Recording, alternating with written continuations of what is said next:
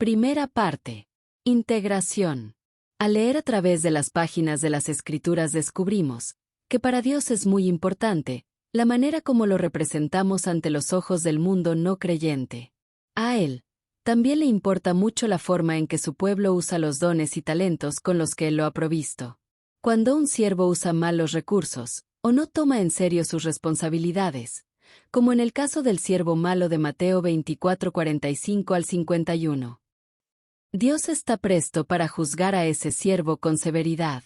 De la misma manera, vemos en la parábola de los talentos que Dios da a sus siervos cierto número de talentos y responsabilidades, y espera que ellos se dediquen a llevar a cabo la obra de su Maestro eterno hasta que Él regrese. Mateo 25, 14 al 30. La lección en estas historias es que, si somos descuidados en la administración de nuestros deberes, seremos recipientes de la disciplina de Dios.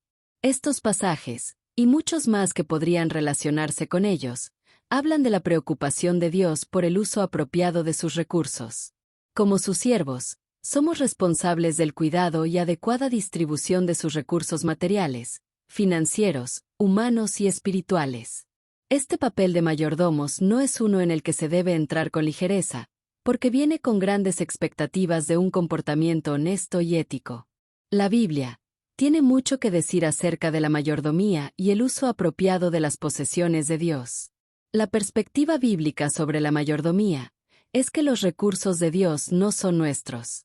Son de Él, y Él los ha puesto bajo nuestra custodia hasta que le parezca apropiado que les sean devueltos. Por esta razón, un administrador cristiano debe verse a sí mismo, o a sí misma, primero, y sobre todo como un siervo de los recursos de Dios. Ya sea que nuestro ministerio sea cuidar y sustentar a una congregación local, distribuir alimentos, y dar refugio a individuos que no tienen un hogar, dirigir un campamento o un centro de conferencias, administrar una escuela privada cristiana, o quizá, servir en una junta misionera internacional, debemos llegar a la misma comprensión de que solo estamos de paso y que Dios ha encomendado la supervisión de su ministerio en nuestras manos, por un tiempo establecido.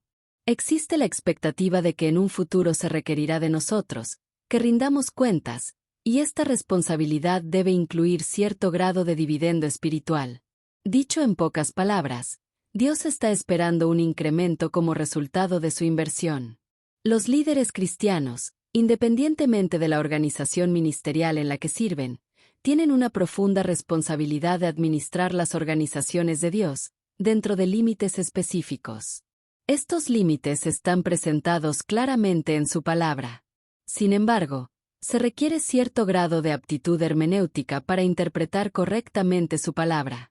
Sin una interpretación fiel no existe esperanza de una aplicación correcta. La historia nos ha mostrado que el fin no justifica los medios. El que estemos ocupados construyendo el reino no significa que a Dios no le interesa el tratamiento ético y moral de sus líderes. De hecho, a Él le preocupa mucho la administración adecuada, porque cuando una de sus organizaciones se convierte en el foco de una investigación legal o ética en los periódicos nacionales, como resultado, la reputación de Dios se ve manchada. Por eso este libro es tan importante. No es solo otro libro acerca de cómo administrar un negocio. Si así fuese sería redundante, ya que hay suficientes libros buenos en el mercado que sirven para este propósito. La contribución excepcional de este libro es la integración de enseñanzas bíblicas sólidas acerca de la mayordomía con prácticas sanas de administración de empresas. No estamos forzando el punto al unir a estas dos entidades, ya que ambas se relacionan con la mayordomía. Como ha escrito un ejecutivo luterano, contextualmente, la administración y la teología se apoyan mutuamente y son consistentes, reflejando a una iglesia entera, sin división, humana y divina, secular y sagrada, con una mente en el presente y en el futuro. Muchos pastores de iglesias locales lamentan y menosprecian la necesidad de administración en la iglesia. Hablan de largas horas empleadas en comisiones, tratando de tomar decisiones acerca de asuntos que tienen mucha menor importancia que la predicación y la consejería. El seminario no me preparó para esto, dice un pastor. El problema no es tanto que la administración o dirección sean un idioma desconocido. El problema es que el currículo del seminario no provee instrucción en esta, tan importante responsabilidad pastoral. Dado que muchos pastores son despojados de sus cargos más por asuntos de mala administración que de doctrina, sería de esperarse que los seminarios dieran mayor atención a este tema tan importante. La administración del ministerio es necesaria por una variedad de razones. Primeramente, porque el ministerio se trata de gente, no de programas. Los individuos tienen puntos fuertes, puntos débiles, dones y deseos. Sufren y necesitan de nuestra atención.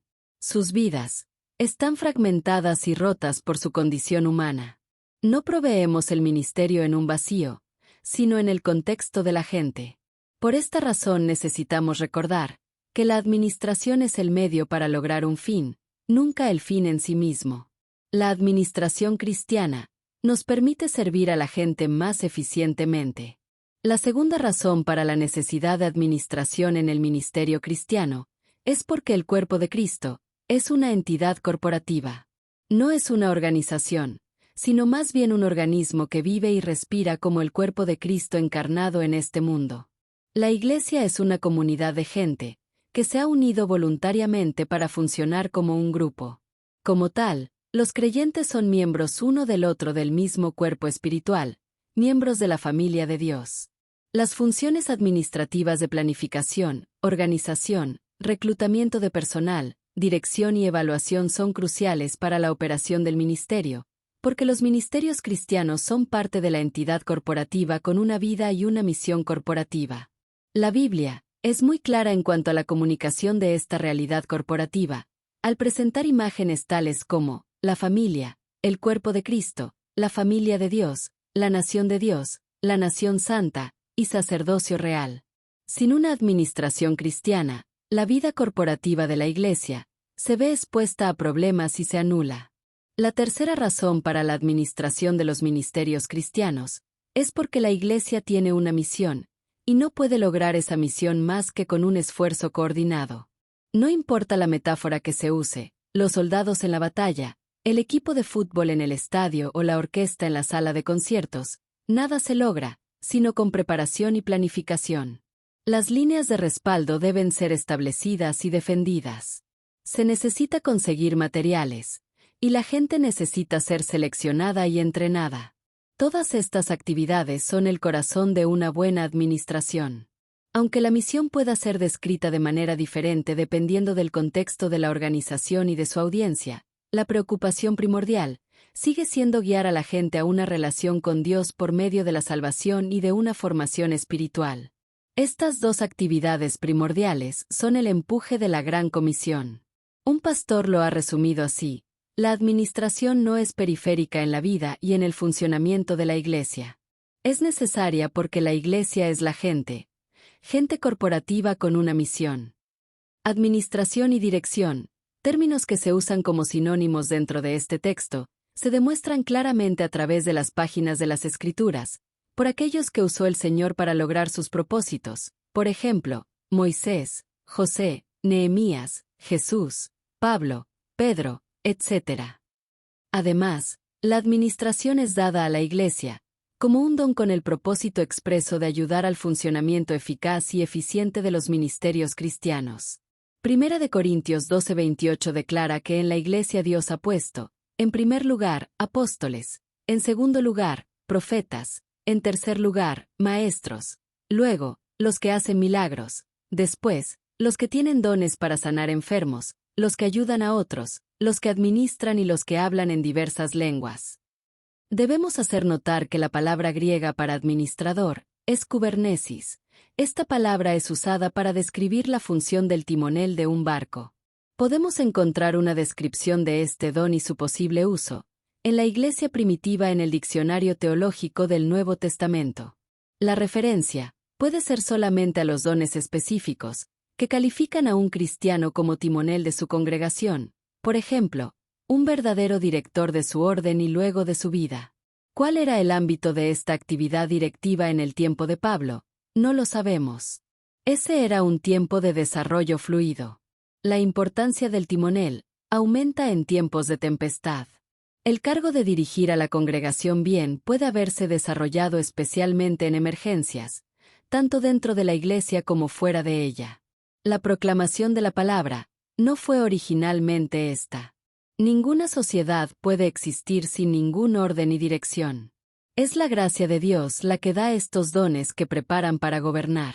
El punto notable es que cuando en el versículo 29, Pablo pregunta si todos son apóstoles, si todos son profetas, o si todos tienen el don para sanar, no hay preguntas correspondientes con respecto a antilenseis y kubernesis. La congregación puede intervenir para servir como diáconos o gobernantes. Por consiguiente, estos cargos, tan distintos a los mencionados en el versículo 29, pueden ser electivos. Pero esto no altera el hecho de que para su propio cumplimiento el carisma de Dios es indispensable. Claramente, había un don espiritual de administración, provisto para la Iglesia primitiva, que continúa siendo un papel crucial para el cuerpo de Cristo el día de hoy. Esta unidad ha sido diseñada para proveer una base bíblica para la administración cristiana, capítulo 1, y también una perspectiva compendiada que reúne varios pasajes en una teología coherente, capítulo 2. El lector notará que estos capítulos son un poco más largos que la mayoría de los capítulos restantes, puesto que colocan un fundamento para todo el material que sigue. En efecto, hay una teología bíblica de administración para los ministerios cristianos, y es necesario que todos los líderes de ministerios la comprendan y estén capacitados para transmitirla a los miembros de sus congregaciones y audiencias de sus ministerios. Cuestionario de comprensión y reflexión. 1. Según el texto, ¿por qué es importante para Dios la manera en que sus siervos administran los recursos? 2. ¿Qué enseñan las parábolas del siervo malo y de los talentos acerca de la responsabilidad en la mayordomía? 3. ¿Qué tipo de recursos menciona el párrafo que deben ser administrados con honestidad y ética? 4. ¿Cuál es la perspectiva bíblica sobre la propiedad de los recursos que usamos en el ministerio? 5. ¿Qué se espera de los líderes cristianos respecto al manejo de las organizaciones de Dios? 6. ¿Por qué la interpretación fiel de la palabra es esencial para una correcta aplicación en la administración? 7. ¿Qué consecuencias puede tener una mala administración en la reputación del ministerio y del testimonio cristiano? 8. ¿Cuál es la contribución especial de este libro en comparación con otros textos de administración? 9. ¿Qué lamentan muchos pastores respecto a su formación en seminarios? 10. ¿Por qué la administración cristiana es necesaria en el ministerio según el texto?